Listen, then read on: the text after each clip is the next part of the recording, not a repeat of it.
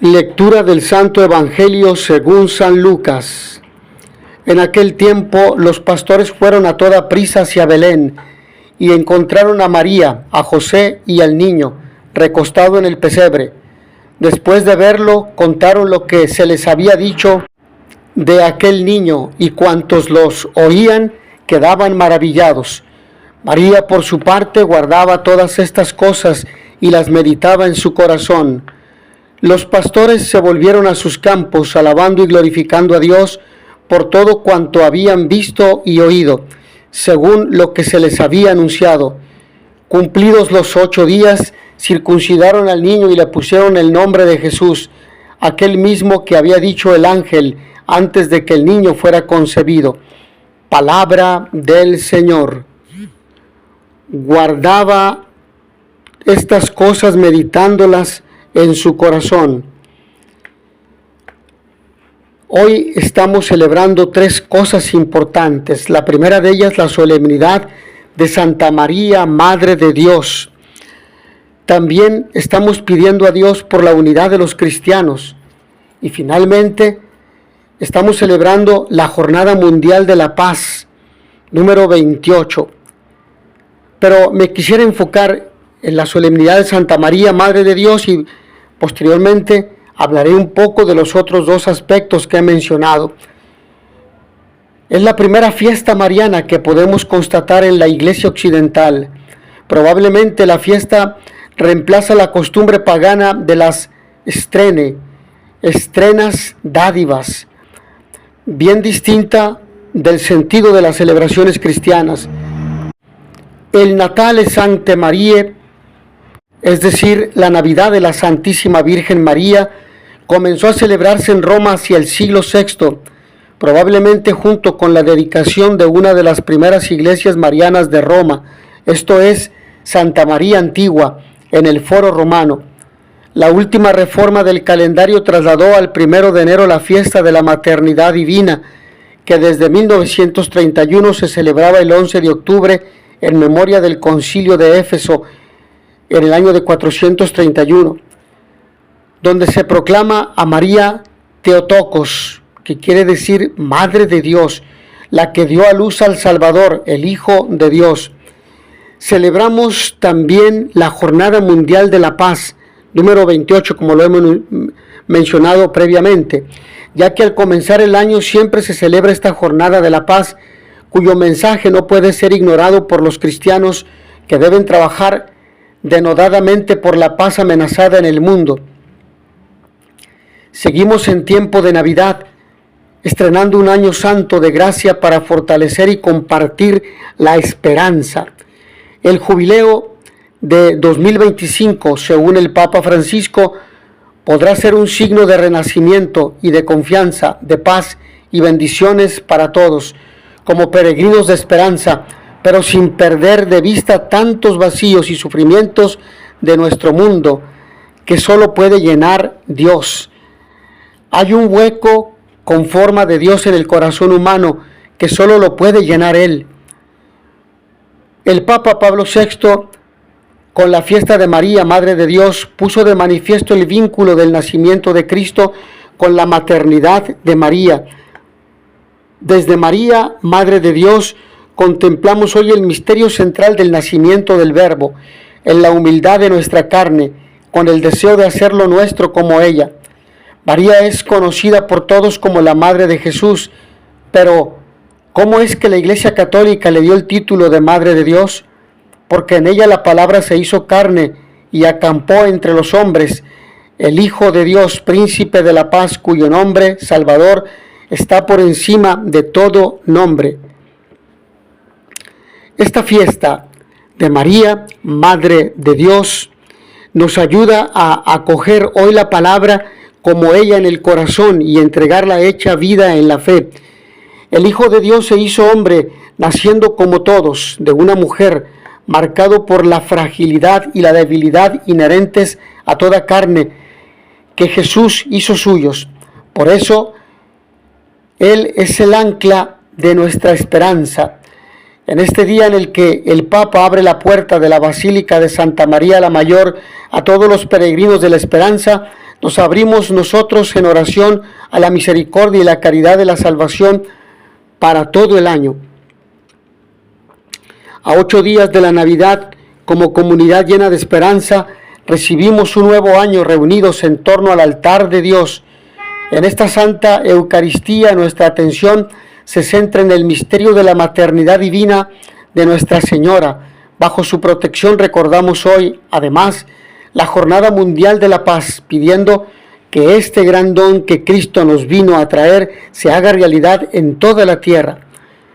Pero quisiera describir, a grosso modo, el contenido sintético de las 3 lecturas que escucharemos el día de hoy. En la primera, tomada del libro de los Números, en el capítulo 6, versículos 22 al 27, allí se habla de evocar la muy tradicional bendición con la que los sacerdotes bendecían al pueblo de Israel, y tiene una importancia particular en este primer día del año. Recibámosla también nosotros, poniendo toda nuestra vida en las manos de nuestro Dios y Padre.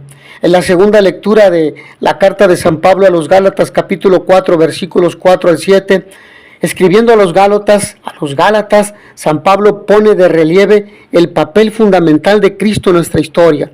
Él, el nacido de una mujer que es además nuestra madre, nos ha liberado de la esclavitud del pecado.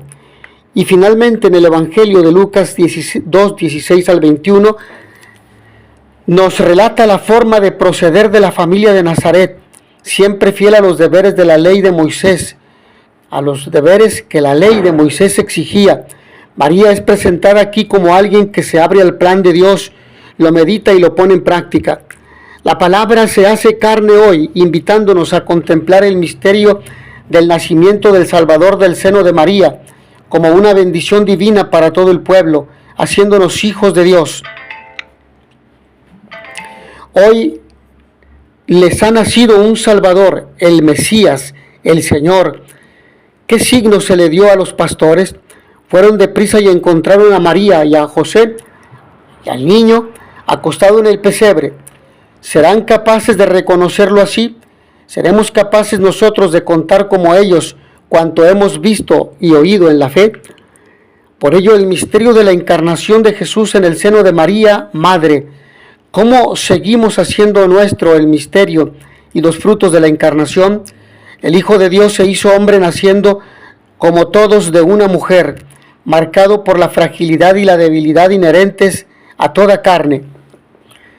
El Altísimo eligió el camino de la generación humana para hacerse Emmanuel, Dios con nosotros, y María es mediadora en el paso histórico de la ley a la gracia. María, la maternidad, la fecundidad y el vacío de la fragilidad, la maternidad divina de María radicada en su maternidad física, la coloca en una relación única y exclusiva con el Cristo total. María descubre el misterio de su Hijo solo en la celda de su corazón. El Concilio Vaticano II, en la Constitución Dogmática Lumen Gentium, Luz de las Gentes, en el número 53, también en los números 63 y 61, presenta la maternidad de María como principio unificador de todo su misterio. María, al principio de que, o mejor dicho, gracias al principio de que María ha recibido la máxima participación en la humanidad de Cristo, es posible integrar en una unidad llena de sentido todas las verdades marianas y la relación con la verdad de la encarnación y la redención. María, Madre de Jesús, Hijo de Dios. Sin María no hay encarnación. La maternidad es un hecho biológico, concreto y real. María es verdadera Madre de Jesús. Esta maternidad humana, biológica, histórica, impide hacer de ella un mito celestial. María, Madre de Dios, Dios ha querido ser Dios con nosotros y tener una madre que es nuestra madre. La maternidad divina de María está en íntima relación con el sentido histórico de dicha maternidad. María, Madre de la Iglesia y de la humanidad, no fue la maternidad de María un hecho individual y privado. Es un acontecimiento trascendente, público y universal. María, por el lugar que ocupa en la historia de la salvación, llega a ser Madre nuestra. El vacío del corazón humano solo lo puede llenar Dios, y este es un elemento importante. Navidad es una oportunidad para tomar conciencia del valor de la maternidad, la de María y la nuestra. En el vaciamiento de María, Dios la hace madre del Redentor y de todos los redimidos, e engendrar el deseo de Dios en nosotros y vivir abiertos, acogiendo la vida que nos habita y entregando nuestros miedos, nos permite entender mejor la maternidad. Los vacíos de la vida, como seno materno, son un espacio para que nazca Dios. Hay un hueco con forma de Dios en el corazón humano que nada puede llenar. Dios no necesita mucho espacio y siempre hace su hogar en el vacío. Cuando sentimos un vacío que anhelamos llenar, podemos apreciarlo como un lugar donde Dios mora. Es el útero vacío que solo Dios puede llenar, y al hacerlo fertiliza el desierto y la soledad del alma. Lo que Dios puede hacer en el alma es engendrar a su Hijo, y es necesario que esto sea así. Es propio de Dios no poder dejar de engendrar en mí y en todos. Podríamos adelantar una conclusión en 3 puntos. El primero, por el sí a la voluntad de Dios, María dio a luz a Jesús, salvación del mundo y bendición de paz para todos. Por eso ella es madre de Dios. María es madre de la iglesia y de la humanidad, un símbolo de la comunidad cristiana, en donde los creyentes encontramos a Cristo y podemos orar en fraternidad diciendo: muéstranos a Jesús, fruto bendito de tu vientre. Segundo punto, la maternidad es una forma de ser y de vivir a la que Dios nos convoca a todos.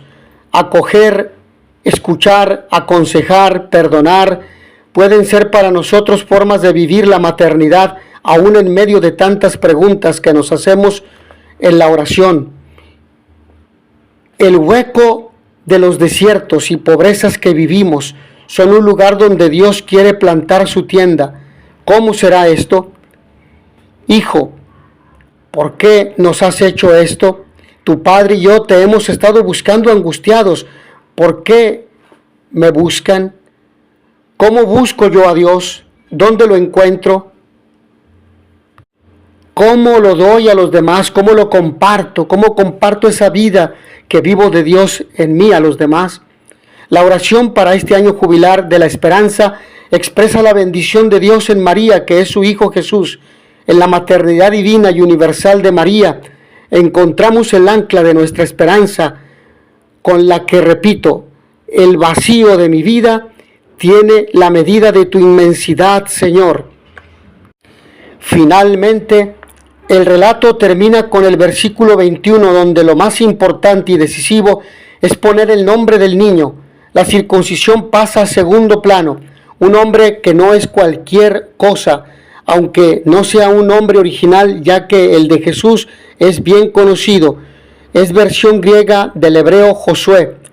Pero como en la Biblia los nombres significan mucho, entonces el que se le ponga el nombre que se le había anunciado y no el que María elige, quiere decir que acepta más, si cabe, que este niño, su hijo, ha de ser el salvador del pueblo, que anhela la salvación y que los poderosos le han negado. Es verdad que no se dice explícitamente que María le puso ese nombre, aunque así aparece en la Anunciación. Sabemos que el nombre se lo ponen sus padres, aunque el esposo de María también queda en segundo término en el relato, como la circuncisión. Incluso podíamos inferir que es todo el pueblo el que se encarga de aceptar este nombre revelado, que significa Dios es mi Salvador o Yahvé salva. Es una comunidad la que reconoce en el nombre todo lo que Dios le regala. Por tanto, en su nombre está escrito su futuro, ser el Salvador de los hombres. Por eso María guardaba todas estas cosas en su corazón. Hasta aquí en esta breve reflexión de Santa María, Madre de Dios, y de este Evangelio de Lucas, capítulo 2, versículos 16 al 21. La unidad de los cristianos y la oración por la paz, así como el año de la esperanza que iniciamos. Mis hermanos, que a todos ustedes el Señor los bendiga y les dé la paz. Y noticia veritatis proficere pax et bonum.